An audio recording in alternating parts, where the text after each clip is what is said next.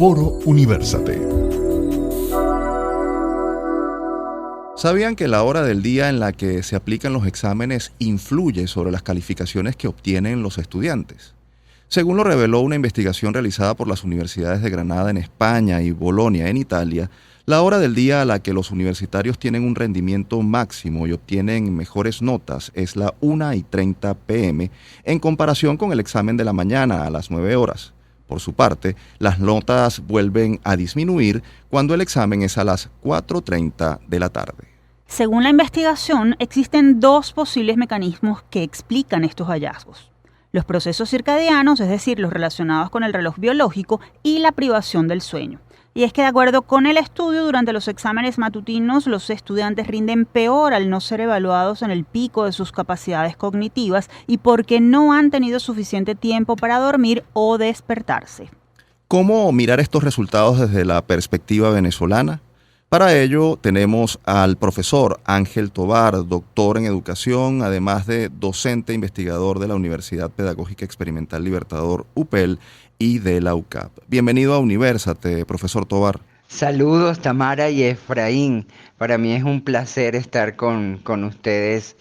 ¿Qué opinas sobre este estudio? ¿Qué tan consistentes pueden ser esos resultados y qué tanto de nuestras funciones biológicas y los horarios afecta las capacidades a la hora de presentar un examen o rendir académicamente? Esto lo preguntamos porque son millones los alumnos que estudian y presentan pruebas con éxito muy temprano en la mañana o muy tarde en la noche. Un porcentaje muy alto del desarrollo del cerebro lo proporciona el medio ambiente, el contexto cultural. Es decir, toda nuestra neocorteza de asociación con lo que tenemos los procesos de aprendizaje pertenece más al contexto socioambiental que al proceso biológico. Por lo tanto, los estudios internacionales tienen que contextualizarse, aunque tienen un basamento porque nuestros cerebros tienen, como homínidos, tienen las mismas características, no podemos extrapolar de conclusiones de países como que tienen de repente unas horas como la hora inglesa para estudiar. En Latinoamérica hay otro contexto que nos habla de eso. Es bien importante contextualizar y verificar en los estudios cuánta pertinencia tienen esos estudios para extrapolar sus conclusiones, a otras poblaciones. Como pareciera ser inviable el traslado de todos los exámenes para después del mediodía a fin de lograr los mejores resultados, tal y como lo señala el estudio al que hemos hecho referencia, ¿qué deben hacer los estudiantes para controlar sus ciclos de sueño antes de presentar una prueba? Cuando hablas de pruebas, tenemos primero que pensar que cada edad de la persona tiene un proceso y una adaptación circadiana diferente. Por ejemplo, en los adolescentes, al igual que los niños, el factor neurotrófico de crecimiento cerebral tiene unos altos en las primeras edades de la vida, de 0 hasta 6 años, que por ejemplo es la enseñanza del segundo idioma, y se vuelve a repetir este subidón en la adolescencia. Entonces, por lo tanto, cambiar los horarios de los exámenes de manera general a todas las poblaciones no tiene ningún sentido. Lo que sí tiene sentido es entender, por ejemplo, antes se llamaba de periodos críticos, ahora se habla de ventanas plásticas, que las instituciones y las escuelas puedan adaptar cuáles son los momentos donde hay mayor disposición de la neuroplasticidad para aprovechar esas ventanas plásticas, tanto en niños como en el adolescente, para mejorar el aprendizaje. Se dice que, por ejemplo, para adolescentes el horario no puede ser igual, y me refiero no solamente a las pruebas, sino que el aprendizaje no solamente se mide en pruebas académicas, sino también que se mide en los procesos de aprendizaje para tener mayor calidad. Los adolescentes deberían llegar más tarde a la escuela que los niños pequeños, por ejemplo.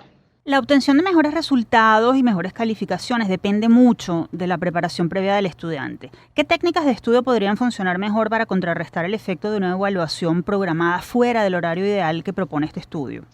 Hay tres elementos claves para mejorar el desempeño del aprendizaje del alumno. Uno es que sea altamente significativa la estrategia. Y cuando me refiero a que sea altamente significativa, es, como dice Dasby Ausubel, relacionar el conocimiento previo que tiene el alumno sobre el tema con elementos significativos para su contexto, para su vida y para lo que está haciendo. Lo segundo es que tiene que estimular todo lo que tiene que ver con las competencias emocionales, es decir, que se involucre emocionalmente sobre lo que está ocurriendo y lo que está pasando, porque esto potencia la capacidad de memoria y de aprendizaje para tener y retener lo que se pretende enseñar. Y tercero, lo que significa el aprendizaje social, pues definitivamente todo ser humano es un ser social. Entonces, de manera que yo puedo decir que lógicamente una estrategia es muy completa cuando estimula todas las áreas del cerebro. Lóbulo frontal, que tiene que ver con proceso cognitivo; lóbulo parietal, que tiene que ver con todo lo de movimiento, tiene que incorporar el movimiento al aula para producir ciertos neurotransmisores; tiene que estimular totalmente el lóbulo temporal, que tiene que ver con comunicación, área de Wernicke, área del Broca, y tiene que tener imágenes para trabajar con el lóbulo occipital. Por supuesto, todo esto tiene que estar concatenado con todo lo que tiene que ver con nuestro sistema emocional. Les recordamos que estamos conversando vía telefónica con el profesor Ángel Tovar. Él es doctor en educación y docente investigador de la Universidad Pedagógica Experimental Libertador, UPEL. Profesor, ¿qué factores ambientales, emocionales y de otro tipo inciden en el proceso de estudio? ¿Cuáles son las principales situaciones que atentan contra ese momento previo a la presentación de un examen? El aprendizaje requiere la activación de un poderoso sistema energético dentro del organismo para que se produzcan los grandes elementos neuroquímicos que ayudan al aprendizaje desde el punto de vista biológico. Tienen que haber los precursores químicos que provienen de los alimentos. Pero allí hay que pensar que no es solamente la nutrición en términos de alimentos como tal, sino la nutrición en términos de cómo a los humanos nos nutre la comida. La manera como se sirve, la higiene como se presentan los alimentos y la emocionalidad que está involucrada en ese proceso es bien importante para mejorar el aprendizaje. Un niño al que le tiran la comida, se la colocan en la lunchera, no tiene espacio para comer porque en la escuela tiene que comer rápido y todo eso.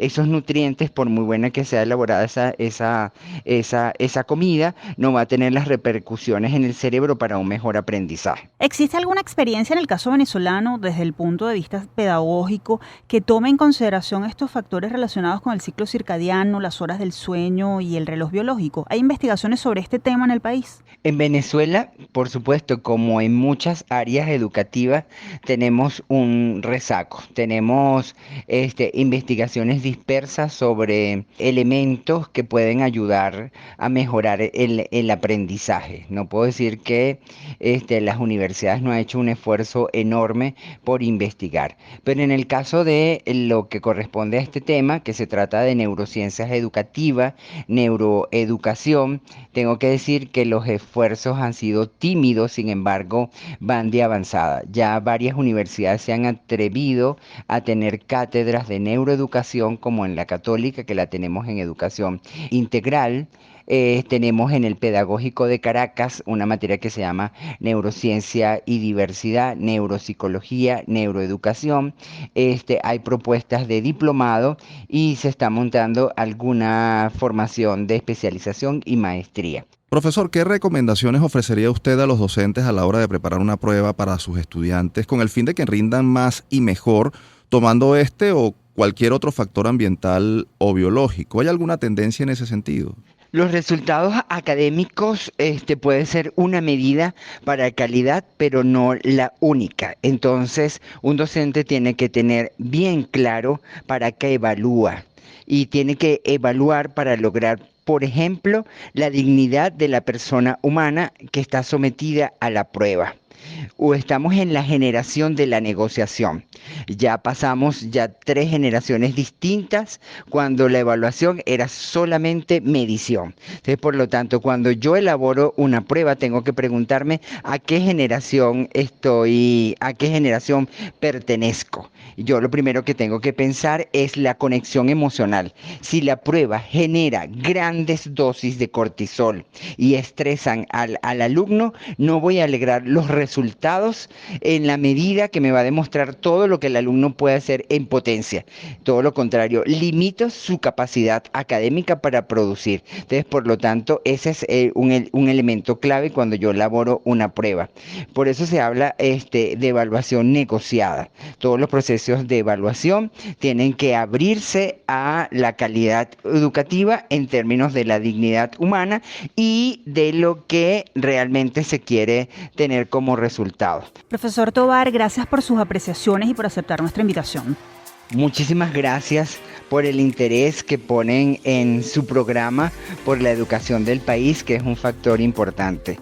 Agradezco este momento y me pongo a su entera disposición. Estoy ahora en la Asociación Venezolana de Educación Católica, en la vicepresidencia. Allí estoy a la orden y bueno, súper agradecido con ustedes. Escuchábamos al profesor Ángel Tovar, doctor en educación y docente investigador de la Universidad Pedagógica Experimental Libertador, UPEL.